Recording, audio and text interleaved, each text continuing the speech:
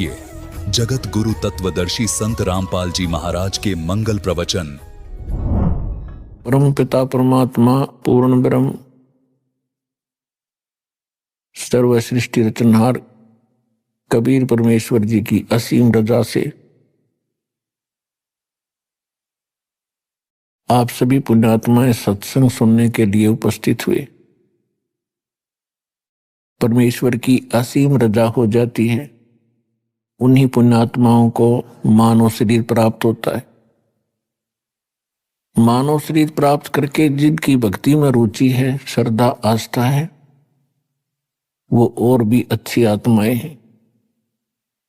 और परमात्मा की तड़प में भटक रही उन आत्माओं को सत्संग मिल जाता है, सतगुरु मिल जाता है, सच्चा मार्ग मिल जाता है, तो वो पुण्यात्माएं परमात्मा की विशेष लाडली होती हैं। आप सभी पुण्यात्माएं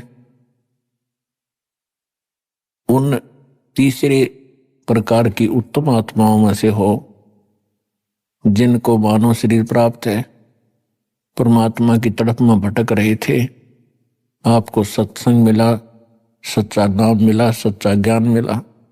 तो सत्संग मिलने से, सतगुरु मिलने से जीव का उद्धार होता है, मनुष्य जीवन सफल होता है। सत्संग में आने से प्राणी को ज्ञान होता है, मेरा यहां मनुष्य जीवन प्राप्ति का क्या उद्देश्य है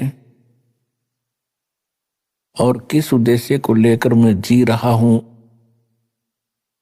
जो क्रियाएं, साधनाएं और जो संपत्ति में एकत्रित कर रहा हूं, ये मेरे साथ कितने समय तक रहेंगी।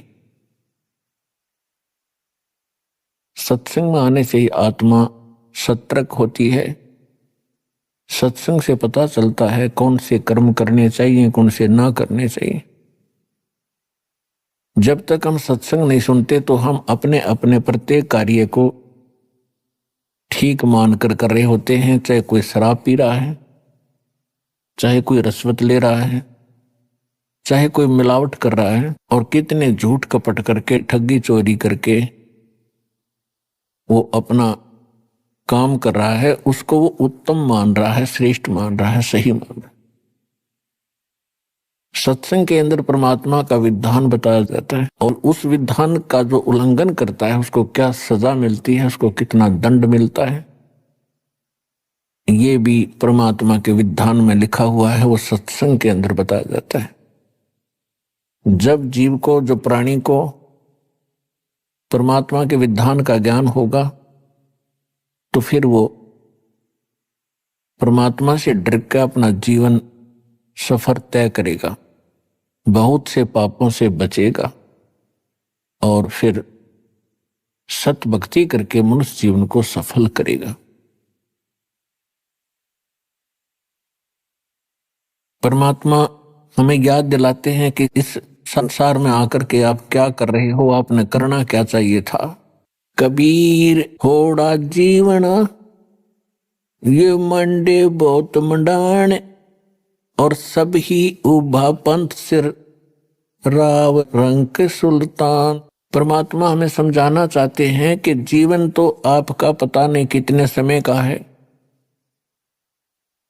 कबीर साहब कहते हैं, श्वास उश्वास में नाम जपो, व्यर्था श्वास मत खो, न जाने इसी श्वास को आवन हो कि न हो। उसके विषय में परमात्मा फिर कहते हैं, कबीर थोड़ा जीवना, ये जीवन थोड़ा, और मंडे बहुत मंडाण, कल्पनाएं पता नहीं कितनी लंबी चौड़ी बना के आपने स्कीम बना के रख रखी है।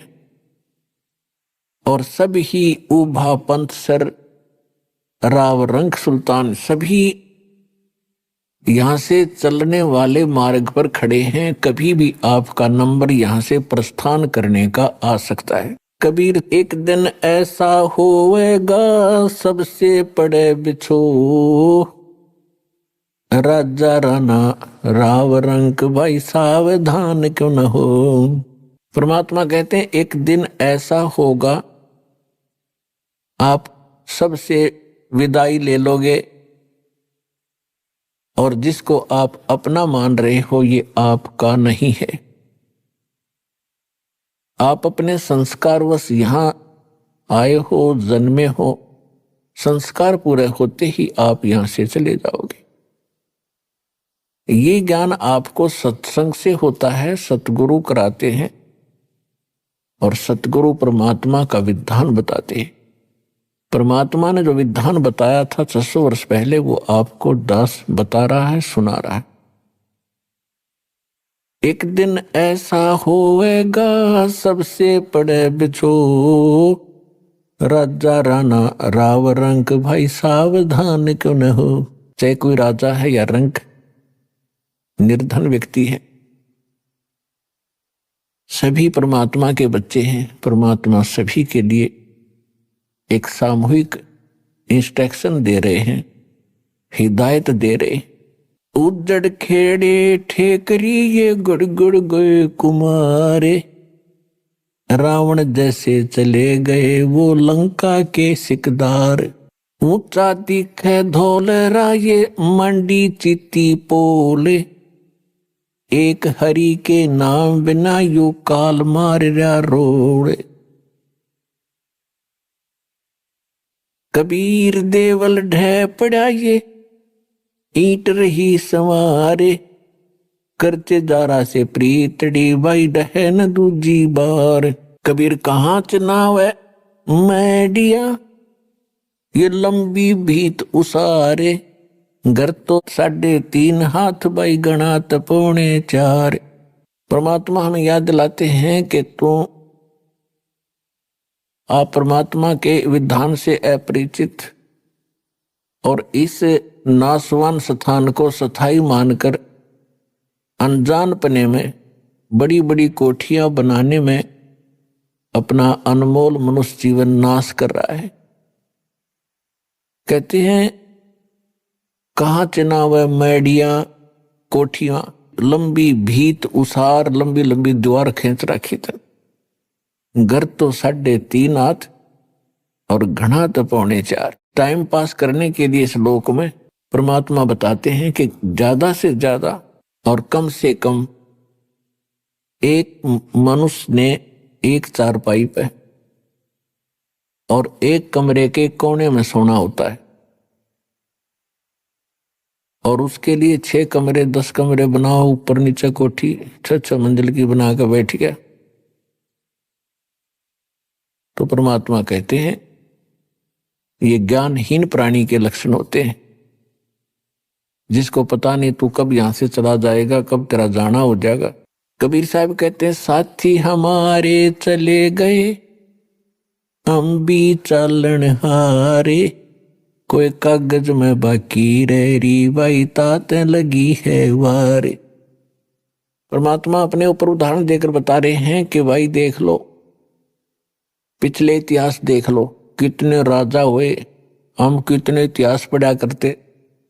राजाओं के उसने उस पर चढ़ाई कर दी, उसने उसको पराजित कर दिया, कब्जा कर लिया। कहाँ गए वो खुद भी?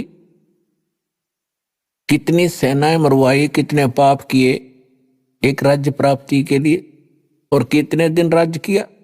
अब क्या होंगे वो बने हुए, ये परमात्मा के विधान से उनकी जानकारी होती है। कबीर हरि के नाम बिना ये राजा रसब हो, मट्टी लद कुमार के वही घास न नीरे कोई। एक परमात्मा की भक्ति के बिना इन प्राणियों के संग में क्या बनेगा? चाहे कोई प्रधानमंत्री है, चाहे सारी पृथ्वी का राष्ट्रपति है। परमात्मा की भक्ति के बिना अगले जीवनों में वो पशु योनि में जाएगा और गधे की योनि प्राप्त होगी। उसमें उसको क्या सुविधाएं होंगी अंडरस्टूड है। तो ये ज्ञान जब तक आत्मा को पता नहीं लगेगा, ये यही खिलौनों से खेल कर अपना जीवन नाश कर जाता है। अब परमात्मा क्या बताते हैं? साथी हमारे चले गए भाई हम भी चालन हारे, कोई कागज में बाकी रह रही तात लगी है वार। पहले कितने चले गए, कैसे कैसे उनके इतिहास बने, कहाँ वो है कि नामो निशान उनका। और आगे उनके साथ आज क्या बीत रही होगी, कोई पशु बना, कोई पक्षी, कोई चूहा बनकर धक्के खा रहा है। ऐसे गंदे लोक में हम क्या बन के बैठ गए। तो परमात्मा आकर आंख खोले हमारी, और काल हमारे को यहां बस उल्टी शिक्षा देकर सारे उल्टे काम करवा के जीवन नाश करवा देता इस प्राणी का। फिर ये बड़ा खुश रहता है। और जब परमात्मा आते हैं या उनका सत्ज्ञान प्रारंभ होता है तो उसको बड़ी बेचैनी हो जाती है। अपना आत्माओं सत्संग के अंदर प्रत्येक पहलू पर ज्ञान दिया जाता है। आज जो बहन बेटियां, जैसे पहले राजा की लड़कियां, राजा की रानियां और भी अच्छे उच्च घराने की जो माने जाते थे, अच्छे इज्जतदार लोग मानते थे संसार की दृष्टि से, उनकी बहू बेटियां सत्संग में नहीं जाते थे। अपने घर से भी बाहर कदम बहू बेटियों को नहीं रखने देते थे। उसमें अपनी हानि और इज्जत का नाश समझते थे। उसके विषय में तत्व ज्ञान में क्या बताया है। बीबी पड़दे रहे थी, वो डोडी लगे थी बारे, अब गात उघाड़े फिरती है वो बनकुतिया बाजारे। वो पर्दे की सुंदरी सुनो संदेशा मोरे, इब गात उघाड़े फिरती है वो करे सुरायों सोरे।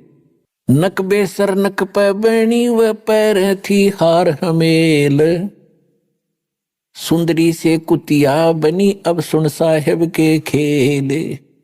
पुणात्माओं, ये विचार करने की बातें हैं। ये परमात्मा का दिया ज्ञान है, किसी डूम बाट के गीत नहीं कि उसने वैसे ही बकवाद कर दी होंगी। ये 100% सत्य है। हमें ज्ञान नहीं था, इसलिए हम इनसे दूर होकर अपना जीवन नाश कर ही रहे थे। अब हमें सतर्कता की घनी आवश्यकता है।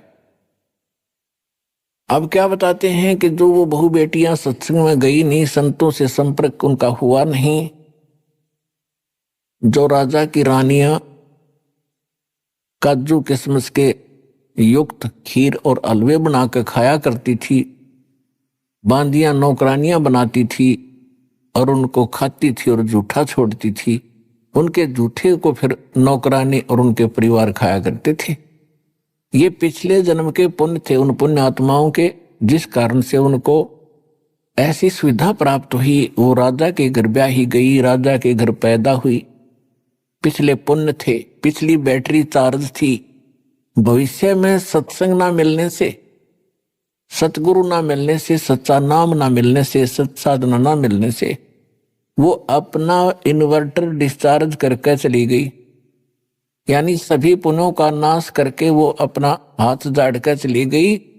उस समय तो उसकी इज्जत थी कि घर से बाहर ना निकल जा, और पर्दों में रखा करते थे एडी से लेकर चोटी तक, कहीं हमारी बहन बहू बेटियों का हाथ भी किसी को दिखाई ना दे जा, इसमें इज्जत मानते थे। परमात्मा कहते हैं वो तो बात आपकी ठीक है, लेकिन भक्ति नहीं करी, आगे क्या बना उस इज्जत के साथ। वह कुतिया बनकर और पूछड़ ठाए घूम रही है उस गली के अंदर। अब कहाँ गई वो इज्जत। तो पुण्यात्माओं, जितना भी काल ने हमें यहाँ शिक्षा दी है वो केवल नाश करने की दी थी, जीवन नष्ट करने की दे रखी थी। अब परमात्मा की इस ज्ञान की रोशनी से हमें पता लगा कि अब मनुष्य जीवन प्राप्त करके प्राणी और अपनी अकड़ में, इस मान बढ़ाई में और लोक लाज में जीवन नाश कर देता है, उसके आगे उसके साथ बहुत बुरी बनती है। अब क्या बताते हैं, वह बीबी पड़दे रहे थी और डोडी लगे थी बाहर, आगे सामने कई पहरेदार खड़े रहा करते थे, कोई व्यक्ति वहां तक पहुंच ना जा। अब कहते हैं गात उगाड़े फिरती है बनकुतिया बाजार। वो पर्दे की सुंदरी सुनो संदेशा मोर, अब गात उगाड़े फिरती है वह करे सराय सोर। कुतिया बनकर धर्मशाला के सामने बैठी है। पहले महलों में रहा करती थी वह इज्जत, आज गली में घूम रही है। आती थी धर्मशाला में, आते थे खाना खाते थे, और वो रानी कुतिया बनकर एक टूक के लिए इंतजार कर रही है, खाने वाले के मुंह की तरफ देख रही है कब टूक तेरी तरफ डाले। और टूक रोटी डाल दी छोटा मोटा टुकड़ा तो 10 ग्राम रेत साथ खा रही है वो, तो पुण्यात्माओं के लिए जल जाना चाहिए। परमात्मा का दिया ज्ञान है, हमने मनुष्य को भी भक्ति की आवश्यकता है और बहन बेटियों को भी परमात्मा की आवश्यकता है। और सबको बराबर का शरीर मिला है, एक जैसी मिट्टी है, एक जैसा परमात्मा ने दिमाग और व्यवहार दिया है। दोनों ही भक्ति करना चाहिए। अपने बच्चों को साथ लावे, अपनी बहन बेटियों को साथ लाए, परमात्मा से जोड़ दे, फिर परमात्मा का उनका रक्षक हो जाएगा। तो हम भक्ति ना मिलने से, सत्संग ना मिलने से, हम अपनी सूझबूझ से जितनी अटकलबाजी हमने की वो सारी विपरीत की। अब कबीर साहब कहते हैं, कबीर कुल करनी के कारण ये अंसा गया बिगो, जब कुल के कर लेगा तू 4 पाया का हो। अब तो लोक लाज में आके सत्संग में नहीं आता, ना कोई भक्ति करता, क्योंकि शर्म आती है, लोग क्या कहेंगे, हंसी उड़ाएंगे। परमात्मा कहते हैं, जब यू कुल तेरे परिवार के लोग क्या मदद करेंगे, जिस समय तू पशु बनकर, गधा कुत्ता सूअर बनकर खड़ा होगा कहीं पर, तब ये कुल के कर लेगा जब तू 4 पाया का हो। राम नाम निज सार है, राम नाम निज मूले, राम नाम सौदा करो भाई, राम नाम ना भूले।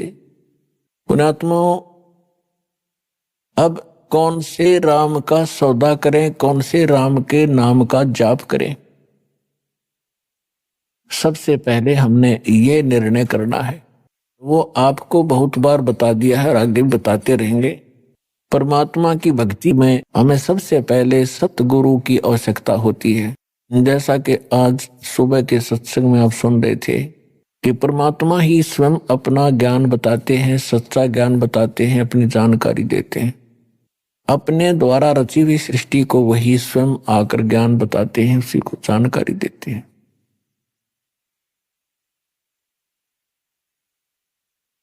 परमात्मा चारों युगों में आते हैं। सतयुग में परमात्मा सत सुकृत नाम से आए थे। त्रेता में मुनिंद्र नाम था परमेश्वर का, और एक ऋषि रूप में दोनों युगों में वो रहे। बहुत सी पुण्यात्माओं को मिलते रहे, उनको तत्व ज्ञान से परिचित भी कराया, लेकिन समस्या यही अड़ी रही, जो अक्षर ज्ञान युक्त थे ब्राह्मण वर्ग, उनकी महिमा गनी थी। आम जनता उनको एक देवता माना करती थी, और वो सत्य को जानबूझ कर स्वीकार नहीं करना चाहते थे, क्योंकि वो प्रभुता की भूख थी। तो कबीर परमात्मा कहते हैं, राज तजना सहज है, सहज त्रिया का ने, और मान बढ़ाई ईर्षा दुर्लभ तजना ये। पर इनके तजे बिना भगवान मिले नहीं। तो परमेश्वर प्रत्येक युग में आए हैं, और द्वापर के अंदर वो करुणामय नाम से प्रसिद्ध हुए, और कलयुग में वो परमात्मा कबीर नाम से आए। और ये कबीर नाम परमात्मा का वास्तविक नाम है। बाकी अन्य वो अपने नामांतर करके प्रत्येक युगों में आते हैं, लेकिन कलयुग में हम इतने पापग्रस्त हो जाते हैं, हमारे पुण्य कति समाप्त हो जाते हैं, इसलिए परमात्मा यही नाम लेकर आते हैं। और परमात्मा के नाम बार बार बोलने से वैसे भी आत्मा पवित्र होती है। तो इस प्रकार परमात्मा ने बताया है कि सतयुग में सत सुकृत कह टेरा, त्रेता नाम मुनिंदर मेरा, द्वापर में करुणा में कहाया, कलयुग नाम कबीर धराया। जब कलयुग में परमात्मा आए सन 1398, संवत 1455, ज्येष्ठ सुदी पूर्णमासी, जेठ उतरते की पूर्णमासी को दिन में सुबह, यानी सुबह सुबह ब्रह्म मुहूर्त में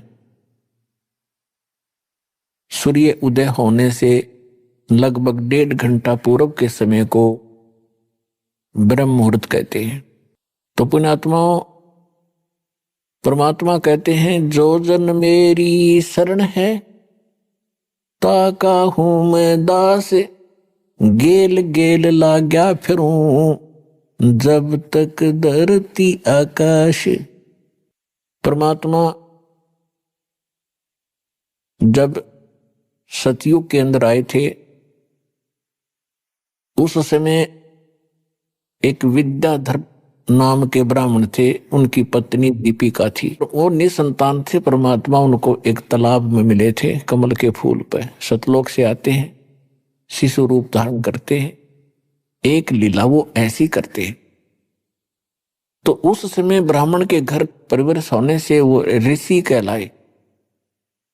त्रेता युग में फिर वही ब्राह्मण और ब्राह्मणी वेद विज ब्राह्मण हुआ और सूर्या वो दीपिका वाली आत्मा हुई। परमात्मा फिर उनको मिले। आगे चल के फिर ऐसे ही उनका जन्म होता रहा। तो जो विद्याधर ब्राह्मण था वही स्वामी रामानंद जी की आत्मा थी। अब परमात्मा कहते हैं जो कभी मेरी एक बार शरण में आ गया, मेरे संपर्क में हो गया, उसको मैं पार करके छोड़ूंगा। तो पुण्यात्माओं, ऐसे ही आपके साथ परमात्मा बहुत युगों से है और आपका सौभाग्य है कि आज आपको परमात्मा ऐसे समय पर ले आया है, मनुष्य जीवन दे दिया है, प्राप्त करा दिया है कि शायद ये असंख्य युगों के बाद ये समय प्राप्त होता है। आप इस ज्ञान से परिचित होगे, परमात्मा के विधान से जब परिचित होगे तब आपको महसूस होगा सचमुच हम तो इसको खेल खेल सा समझ रहे थे, सत्संग में आगे और चले गए, भक्ति कर रहे हैं, अच्छी बात है, बढ़िया ज्ञान है। लेकिन जब ज्ञान की गहराई में आप जाओगे आप हक्के बक्के रह जाओगे। ये हो क्या रहा है? वही भगवान बड़ी दया करी दाता, हमने कौन से जन्म में ऐसे पुण्य किए थे जो आज हम ऐसे अनमोल नाम और अनमोल ज्ञान और ऐसे अनमोल भगवान की शरण में और ये मंत्र जाप कर रहे हैं। ये आपके युगों युगों के पुण्य आपके साथ है। आज बेशक कोई घसियारा है, कोई मजदूर है, चाहे बेशक रोग से ग्रस्त है, वो पाप कर्म आपके पिछले जन्म जन्मांतर के हैं, लेकिन आपके भक्ति के जो अंक हैं वो भी निराले हैं, अद्भुत हैं। और आपको वो दुख आपका वरदान बन गया जो सतलोक आश्रम आपको ले आया। और परमात्मा कहते हैं उस सुख के माथे पत्थर पड़ो, इसे सुख का आग लगा जिस तो भगवान की भूल पड़े। आज बने बैठे ही अफलातून, कोई मंत्री, कोई एमएलए और बड़े आईएएस आईपीएस डॉक्टर इंजीनियर, और भूल गए भगवान। उनको झांक के देखना चाहिए अपनी पिछली दूसरी तीसरी चौथी पांचवी पीढ़ी पर, उनके पूर्वज कैसे रहा करते थे, कितना सिंपल उनका रहन सहन था, कितनी नेक आत्मा थी, कितना उनमें सद्भावना थी, कितने पापों से डरने वाले थे। और आज माया का ये भांग पी ली हमने और अहंकार बढ़ गया।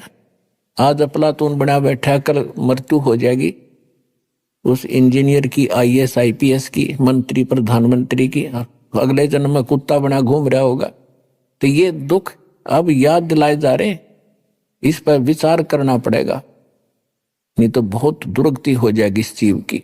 तो परमात्मा कहते हैं मैं गेल गेल लाग्या फिरता हूं। कहते हैं जब तक तुझे पार नहीं कर लूंगा, इतना दम ले लूंगा। तो आपका तो वो समय आ गया, आप इनका पार हो जाओगे। परमात्मा का बहुत सा काम घट गया। परमात्मा आपके साथ युगों से भटक रहे हैं। 600 वर्ष पहले आए थे परमात्मा और 64 लाख शेष हो गए थे कबीर भगवान के। 64 लाख शेष, एक धानक के, एक जुलाहे के, एक झोंपड़ी में रहने वाले मजदूर के, और 64 लाख शेष हो जाना, जिसको आज हम एक भगत और संत कह के उसकी फाइल क्लोज कर रखी थी हमने। इन नकली आचार्यों और शंकराचार्यों के अज्ञान के आधार से हम लाल को कुर्डी में फेंक रखा था, कूड़े में, और कौड़ियों की गठड़ी बांध रखी थी, बैंक बैलेंस बना रखा था। वह भूल थी, अब वो भूल मिटेगी। तो पुण्यात्माओं, जब परमात्मा द्वापर युग में आए थे उस समय एक सुपच नाम के, सुदर्शन नाम के एक वाल्मीकि थे और परमात्मा को एक वाल्मीकि दंपत्ति जो निसंतान था वो उसको उठा लाए थे। परमात्मा ने शिशु रूप धारण किया था और कमल के फूल पर वो विराजमान होते हैं। प्रत्येक युग में एक लीला वो ऐसी करते हैं और उनका नाम था भिक्खु, उसकी पत्नी का नाम था गोदावरी। और सुदर्शन के जो माता पिता थे उन्होंने परमात्मा का नाम नहीं ग्रहण किया था। जब परमेश्वर द्वापर युग के अंदर एक लीला कर रहे थे, सुदर्शन को यह बात समझ में आ गई थी। सुदर्शन जी कौन थे? वो सुदर्शन वो थे सुपथ सुदर्शन जिनके बारे में हम सुना करते थे कि पांडवों ने एक अश्वमेघ यज्ञ किया था, उनका यज्ञ संपूर्ण नहीं हुआ था और सुपच नाम के एक भगत ने, सुदर्शन सुपच ने वो यज्ञ पूर्ण की थी। तो वो सुपच सुदर्शन परमेश्वर कबीर जी के शिष्य थे और परमात्मा कबीर जी ही उस अपने भगत की इज्जत रखने के लिए उसका रूप बना के पांडवों की यज्ञ में गए थे और तब उनका शंख बजाया था। आज का जो विषय है, हम कुछ और विषय पर आपको सत्संग सुनाने जा रहे हैं, इसको विस्तार से नहीं बताएंगे। तो ऐसे भक्त थे वो। सुदर्शन जी को परमात्मा का ज्ञान 100% समझ में आ गया था, समर्पित हो गए थे, लेकिन उनके माता पिता इस बात को स्वीकार नहीं कर रहे थे। सुदर्शन के माता पिता की मृत्यु होगी। सुदर्शन को जब सतलोक जाने का समय आया तो परमात्मा ने पूछा, क्यों भक्त सतलोक जाना चाहते हो? कहने लगा, महाराज बिल्कुल तैयार है, आपने ज्ञान ही ऐसा दे दिया, यहाँ कुछ रखा ही नहीं है। तो परमात्मा ने कहा कि देख ले भाई, किसी में तेरी आस्था तो नहीं है। तो उस समय सुदर्शन भगत ने कहा, परमात्मा मेरी कोई आस्था नहीं है। अभी आपने सुने संत रामपाल जी महाराज के मंगल प्रवचन।